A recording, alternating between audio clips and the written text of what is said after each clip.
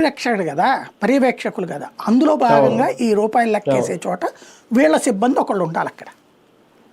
It is ఒక protocol అనమాట, ఆ ప్రోటోకాల్లో పార్ట్ అనమాట. అందులో భాగంగా జేఎన్ఆర్ మఠం అతను రవికుమార్ ఉండేవాడు. అతను రెగ్యులర్గా ఉంటూ ఉండటం వల్ల సాధారణంగా తనిఖీలు ఎక్కువ పట్టించుకోరు. మామూలుగా అయితే కనుక అంతా చూస్తుంటారు, పట్టించుకోలేదు. ఇదివరకు కెమెరాలు కొంచెం డిస్టర్బ్డ్గా ఉండే, అంటే నార్మల్గా ఉండే.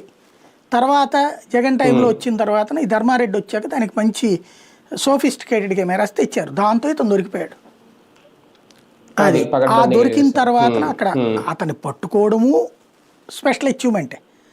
అతను పట్టుకున్న తర్వాత అంత డబ్బులు అతని నుంచి స్వాధీనం చేసుకోవడం స్పెషల్ అచీవ్మెంటే.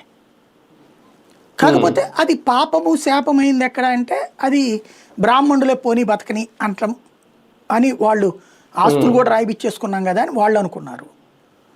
అది తప్పు, శిక్షించాలి కదా అన్నది వీళ్ళు అనుకుంటున్నారు. అంతే ఇక్కడ జరుగుతున్నది.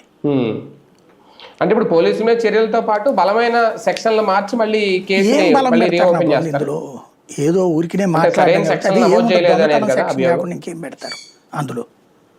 దొంగతనం సెక్షనే కదా పెట్టేది, ఇంకేమైనా పెడతారు అందులో? దానికి ఇప్పుడు పోలీసులు సహకరించారంటే ఏం సెక్షన్లు ఉన్నాయి? పోలీసులు సహకరించారనడానికి పోలీసులు ఏమైనా దొంగతనం చేయించారా? సుప్రీంకోర్టుకు పోతే పోతుంది కేసు. కాకపోతే ఈ లోపు కాస్త హడావిడి నడుస్తున్నది.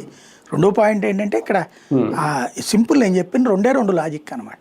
ఒకటి, ఇందులో అతనికి సంబంధించి వేరే ఎవరన్నా లబ్ధి పొంది ఉంటే పోలీసు అధికారులు వాళ్ళు ఖచ్చితంగా